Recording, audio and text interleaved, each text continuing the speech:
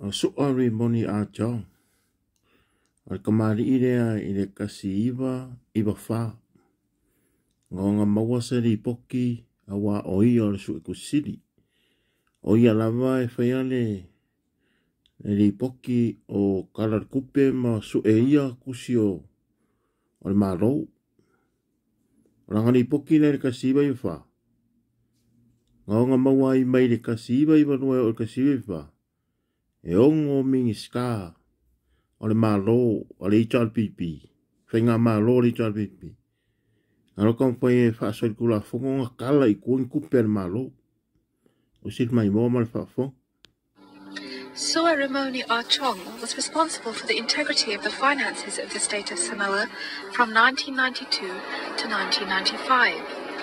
As Auditor General, his task was to ensure that public expenditure was transparent and properly accounted for. He quickly realized that in Samoa, a small and isolated country where traditionally strong family ties favor the spread of nepotism, the extent of corruption in government had become such that he could no longer keep quiet. Ngā maua e sua, o pisoka inga whanea inga ma whaia whanea inga. Kasi lea waenga le corruption ko Kongo Samoa. Whaide ma se kau iai, o le wharinga le ngā. Corruption in the government sector was rampant. The political sector, particularly leading up to the time of general elections, and immediately after, that's when corruption. Misia kai mire o laka whenga pāruka. Kai kongo ale sa whakikene I le corruptions mani whai mea whaala kua o le whenga mālo ale I pipi. Wai o e whai mea wha campaign e ara ko ranga inga I mwhenko ko kū mo le whenga pāruka. O mea rai e sa maua e le sunga ia sua. Ia re ranga ni poki le sa whai a count mai ai le iwa luanga le iwa rima. A le iwa whanga mai e ranga ni poki le. So he persistently refused to authorize illegal payments to cabinet ministers. In 1994, he produced an annual report for Parliament in which he identified many improper activities and payments involving many improper activities. Refuse suanga pay mengianga I mingskai ang whaala kua mangisi public sector ma public servants al malo.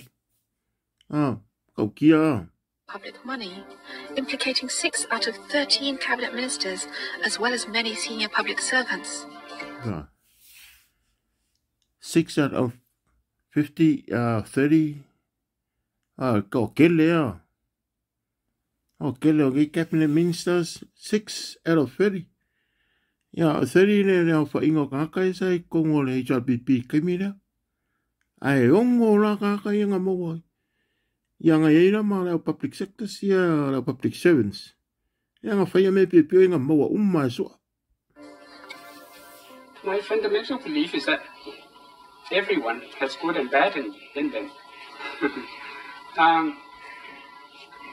And that's why it's important to nurture, nourish, and encourage the good side of us, so that it becomes the dominant factor in directing our lives.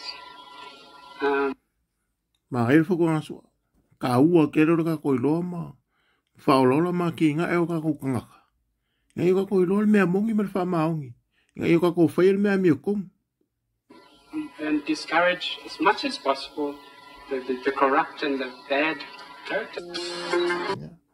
Ia whai kia ma uangi kupukele le mele le whai me whaala kua. Discourage the corruption kongo. Awal whai me pia me whaala kua. Kongo le whainga malo. Aro le pipi. The accused cabinet struck back and appointed a commission of inquiry not to investigate the alleged cases of corruption, but to look for evidence to personally discredit Su'a Ramoni Archong as Auditor General. The commission, which contained many of the accused ministers themselves, concluded that Chong... Ia, ole mea nga mo li poki le Archong. Nga baku kongo ele avea ele parimenge, ele komiki ele parimenge kaukupi. The Parliamentary Committee for Public Fund. Ai waku awe komisi. Inga ia ka fia ima. Inga ia awainga iloa le maloma. Awainga iloa kangangu o Samoa. Fala kua inga kupu marikaimina. Lalo ka inga ko fila weki alisang. Had to leave his post, claiming he had overstepped his powers. But losing his job was not the only price he had to pay for fighting against corruption. When my report came out, the Prime Minister in Parliament alleged that the report was politically motivated. It was motivated by the opposition, and that I was siding with the opposition. Then after that, Cabinet, wrongly and unlawfully in my view, surcharged me for costs of auditing the Inland Revenue. Not deterred by such threats, Suaromoni Archong took the government to court to appeal against his unjust dismissal, which furthermore breached the Samoan constitution. But instead of coming to his help, Parliament... Yang I've saying I never come for a moria, ya Archong. Ongol come for Archong and Fapula, ya. Yala Fala Kuale. I mean, Scar Capinga, Fengamalo, and Chappy Peeling Avico. Alal me go ye. Wakam foi e fai so sueng ngai le. Ile voya. Fai de komisi ke ofa ko for commission ve inquiry ai le ave sa only po ki wale ave li po ki le me ka ave le.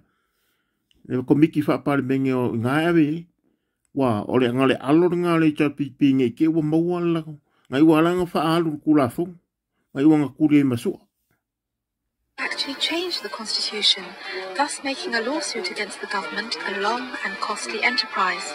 To this day, Samoan courts have failed to rule on his case, protecting the government by continuously delaying his case. Today, Suaromoni Archong has a private accounting practice, but he feels the battle against corruption in the Samoan government must go on. We can only minimize it and control it. And that's why it's important. To create environments that control these things and minimize the impact of corruption on the lives of the people. The great financial losses and the personal prejudice he has suffered in his efforts to expose corruption have not broken Suaromoni Archong's will. He is determined to turn his small island nation into a less corrupt, more transparent society. We need integrity in government. Government's about law and money. And if the money is stolen from the people, particularly by the chiefs and the ministers and the civil servants, the government's not going to run very well. Archong stood up and said, "Ministers, what you're doing is wrong." And it was a very brave man who did that. Ako ba el makaukia. Nga kula ia Archong e whaile mea mongi mea mea kong sa iri mea kong. Kang whailo e me milo kula fongo ma kang whai whaisisi policy fo. Ia ma ua whaake aia. Ma o a ngale maua se kaungu unga e suenga ora wari e ko ngoma whaisi whai unga kau e kong whalapot pui. Ai ua nga whare kong mapala rua ia ma umi ma koso ia. Ia se ua nga whapawhala le maka upu e ngoa ma sa sing whalapui e. Ai fia mionga. Kupe nga mawaine nga oi e rei cha pipi.